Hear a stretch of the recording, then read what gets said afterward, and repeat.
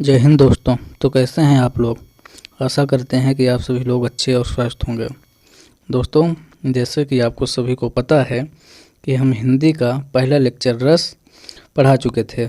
उस लेक्चर में हमने रस के बारे में कुछ महत्वपूर्ण चीज़ें जानी थी, जैसे रस होता क्या है, उसमें कौन कौन से भाव होते हैं, विभाव, अनुभाव और जो है आपका ये स्थायी भाव और आपका संचारी भाव, इन सब के बारे में हमने बात कर ली थी। और उसके बाद आपको हमने बताया था कि रस कितने होते हैं और उनका स्थायी भाव क्या होता है। इसी क्रम में आज हम आगे आपको बताते हैं कि आपका पहला जो रस है यानी कि श्रृंगार रस क्या होता है और उसको हम देखते हैं। तो अभी तक आपने हमारे चैनल को सब्सक्राइब नहीं किया है तो कर लें, और अगर अभी तक आपने हमारा पहला वीडियो नहीं देखा है तो उसको जाके देख लें, जिससे ये वीडियो आपके लिए हेल्पफुल हो जाए। तो चलिए शुरू करते हैं हम अपना टॉपिक। तो जैसा कि हमने आपको बताया था कि रस 9 प्रकार के होते हैं, उन्हीं रस में पहला है आपका कौन सा, श्रृंगार रस। तो चलिए श्रृंगार रस जानते हैं कि वो क्या है, उसकी परिभाषा क्या है। तो दोस्तों, उस श्रृंगार रस की परिभाषा जानने से पहले चलिए जान लेते हैं कि श्रृंगार रस में कौन कौन सी चीज़ें आएंगी। जैसे कि आपका एक हो गया प्रेमी प्रेमिका का प्यार, यानी प्रेम, वही प्रेम या प्यार, बात एक ही है, लव, तो वो आपका जो है श्रृंगार रस में ही आता है। और जैसा आपका हो गया क्या, पति पत्नी का प्रेम, वो भी आपका कौन सा होता है, श्रृंगार ही रस ही होता है। एक होता है भक्त और भगवान का प्रेम, उसको भक्त रस कहते हैं, और उसमें भी रति होती है, एक प्रेम ही होता है भक्त और भगवान के बीच, इसलिए उसको भक्ति रस या श्रृंगार रस के ही श्रेणी में रखा गया है। और आपका दूसरा है माता पिता का प्रेम, जो माता पिता अपने बच्चों से करते हैं उसको वात्सल्य रस कहते हैं। और एक आपका आ जाता है पुत्र पुत्री का प्रेम, जो बच्चे होते हैं अपने माता पिता के प्रति उनका जो प्यार होता है उसे वात्सल्य रस कहते हैं। तो चलिए इस क्रम में हम देखते हैं अपना श्रृंगार रस की परिभाषा। तो श्रृंगार रस क्या है, जहाँ पति पत्नी अथवा प्रेमी प्रेमिका का आपसी प्रेम का वर्णन होता है, वहाँ पर क्या होता है, श्रृंगार रस होता है। मतलब कि जहाँ पर पति पत्नी अथवा प्रेमी प्रेमिका का प्रेम का वर्णन होता है, प्रेम के बारे में बताया जाता है, वही आपका श्रृंगार रस होता है। दोस्तों, श्रृंगार रस भी 2 प्रकार के होते हैं। कितने प्रकार के, 2 प्रकार के होते हैं। एक होता है आपका संयोग श्रृंगार रस, दूसरा होता है वियोग श्रृंगार रस। तो चलिए हम देखते हैं संयोग श्रृंगार रस क्या है, क्योंकि ये भी 2 प्रकार के हो गए, संयोग श्रृंगार रस, एक वियोग श्रृंगार रस। तो संयोग श्रृंगार रस, जब नायक नायिका एक दूसरे से मिले हों या मिलनजन यानी कि मिलने वाली स्थिति हो, परिस्थिति अनुकूल हों, वहाँ संयोग श्रृंगार रस होता है। मतलब कि जब नायक नायिका एक दूसरे से मिलने वाले हों या मिल चुके हों, ऐसी स्थिति जब होती है तो उस रस की अनुभूति होती है उसे क्या कहते हैं, संयोग श्रृंगार रस। चलिए इसको एक उदाहरण के माध्यम से समझते हैं। उदाहरण क्या है, कहत नटत रीझत खीजत, मिलत खिलत लजियात, भरे भवन में करत हैं, नैनन से ही बात। तो दोस्तों, इसको समझते हैं कि इस उदाहरण में कह क्या रहा है।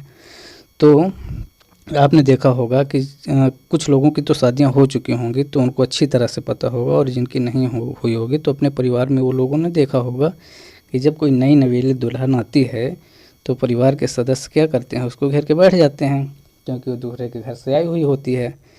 तो जब वहाँ पे हमारा नायिका तो हो गई दुल्हन और नायक हो गया दूल्हा, तो जब वहाँ पे आता है और देखता है कि सभी लोग उसको घेर के बैठे हैं, तो वह एक कोने में चुपचाप खड़ा हो जाता है। और उसके बाद करता क्या है, लिखा है कहत यानी कि बुलाना, यानी कि इशारा करना, नटत, इसके बाद क्या कहते हो, इशारा करता है, और जो नायिका होती है वह मना कर देती है।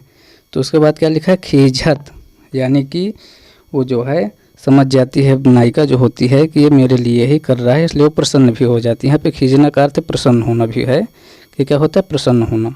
और उसके बाद खीझत जो है वो आपका हो गया यानी खींच जाना, यानी कि गुस्सा कर जाना, वो थोड़ा सा फिर क्या हो जाता है, गुस्सा टाइप हो जाता है ना, तो उस चीज़ को कहते हैं खीझत। इसके बाद क्या लिखा है, मिलत खिलत लजियात, यानी कि जब ऐसा कुछ होता है उसके बाद दोनों लोग अपनी निगाहें नीचे कर लेते हैं, और फिर धीरे से जब एक दूसरे की ओर देखते हैं ना, तब उनकी आंखें मिलती हैं। वही लिखा हुआ कि मिलत खिलत लजियात, दोनों लोग एक दूसरे को देखते हैं और उसके बाद थोड़ा सा शर्माते हैं। इस तरह से लिखा है, भरे भवन में करत हैं, नैनन शीशो बात, यानी कि इस तरह पूरे सभी लोगों के सामने ही वो लोग आपस में बात कर लेते हैं। तो इस तरह से हमने देखा कि यहाँ पर क्या था, यहाँ पर संयोग श्रृंगार रस था, यानी कि मिलनजन स्थिति उत्पन्न हो रही थी। तो इसमें हम देख लेते हैं कि विभाव क्या है। आपको बताए थे पहले ही वीडियो में हमने कि किसी रस की अनुभूति होने पर नायक नायिका को 4 भावों से गुजरना पड़ता है। उसी में अपना क्या है, विभाव। विभाव यहाँ पे क्या हो गया, आपका हो गया नायक और नायिका। हमने बताया कि जो कथा वस्तु होती है या नायक नायिका होती हैं वही आपका क्या होता है, विभाव। उसके बाद आगे क्या होगा, अनुभाव। हमने 4 बताया था, विभाव, अनुभाव, स्थायी भाव और संचारी भाव। तो दूसरा क्या हमारा, अनुभाव। तो अनुभाव यहाँ पे क्या हो जाएगा, कहना, यानी कि कहत, नटत, रिझत, खीजत में कहना हो गया, प्रसन्नता हो गया, लजियाना हो गया, ये सब क्या है, ये सब आपके अनुभाव हैं। इसी क्रम में आगे देखते हैं कि अगला क्या है, संचारी भाव एक होता है ना। तो संचारी भाव यानी कि जो भाव आता जाता रहता है, ज़्यादा देर तक उसका प्रभाव नहीं रहता, वो संचारी भाव होता है। तो संचारी भाव आपका क्या हो जाएगा, यहाँ पे जो खींच जाना या गुस्सा करना, दो रोष उत्पन्न होना, वो आपका क्या होता है, संचारी भाव होता है। और स्थायी भाव आपका क्या है, स्थायी भाव आपका है रति, यानी कि मिलनजन्य प्रेम। तो आपका हो गया क्या, स्थायी भाव। आशा करते हैं कि यहाँ तक आपको अच्छे से समझ में आया होगा कि श्रृंगार रस क्या होता है, और उसमें संयोग श्रृंगार रस और वियोग श्रृंगार रस दोनों को आपने समझ लिया होगा। तो चलिए आगे देखते हैं, आगे क्या है हमारा, वियोग श्रृंगार रस। तो वियोग श्रृंगार रस क्या होता है, जहाँ नायक नायिका एक दूसरे से बिछड़ने के बाद उनके मन में प्रेम रति भाव बना रहता है, वहाँ पर वियोग श्रृंगार रस होता है। यानी कि जब नायक नायिका एक दूसरे से बिछड़ते हैं, ये तो आप सभी लोग देखे ही होंगे, अच्छे से अनुभव भी होगा सभी लोगों को, सभी लोग इस चीज़ का अनुभव अच्छी तरीके से किए होंगे। तो वही चीज़ है कि जब बिछड़ते हैं तो उनके मन में जो भाव उत्पन्न होता है वही होता है आपका क्या, वियोग श्रृंगार रस। तो चलिए देख लेते हैं कि वियोग श्रृंगार रस का एक उदाहरण क्या है। उदाहरण है, निस दिन बरसत नैन हमारे, निस दिन बरसत नैन हमारे, सदा रहत वर्षा ऋतु हम पर, जब ते श्याम सिधारे। यह जब श्री कृष्ण जी मथुरा छोड़ के चले गए थे, तब वहाँ की गोपियों का और राधा जी का जो हाल था उसी का वर्णन किया गया है। तो क्या लिखा है कि निस दिन बरसत नैन हमारे, उनको इतना दुख था इस बात का कि उनको ऐसा लग रहा था, उनका हाल ऐसा था कि उनके नैन आँखों से आंसू लगातार बहते ही रहते थे। सदा रहत वर्षा ऋतु हम पर, उनको ऐसा लग रहा था कि ये जो वर्षा ऋतु है वो उन्हीं के ऊपर आके गिर गई है। जब ते श्याम सिधारे, यानी कि जब से श्याम यानी कि भगवान श्री कृष्ण चले गए हैं। तो आपने यहाँ तक श्रृंगार रस खत्म कर लिया। अगला देखते हैं हमारा दूसरा क्या है, हास रस। हास रस का हमने स्थायी भाव क्या बताया था, हास यानी कि हंसना, जो मनोरंजन होता है।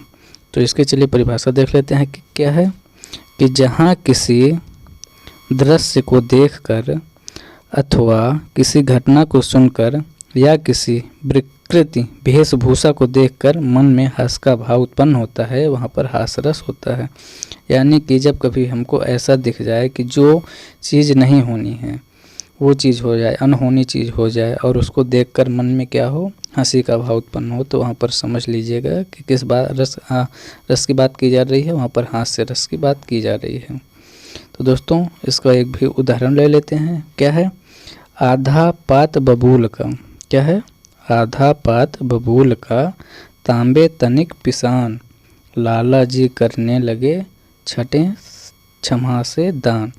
यानी कि क्या है, आधा पात बबूल का, यानी एक लाला जी हैं, वैसे भी उन्होंने सारी ज़िंदगी जो है क्या किया था, इधर उधर की कमाई करके अच्छा खासा बना लिया था। उन्होंने, किसी ने कहा होगा कि लाला जी ये सब ऊपर लेके तो आप जाएंगे नहीं, कुछ दान भी करते जाइए।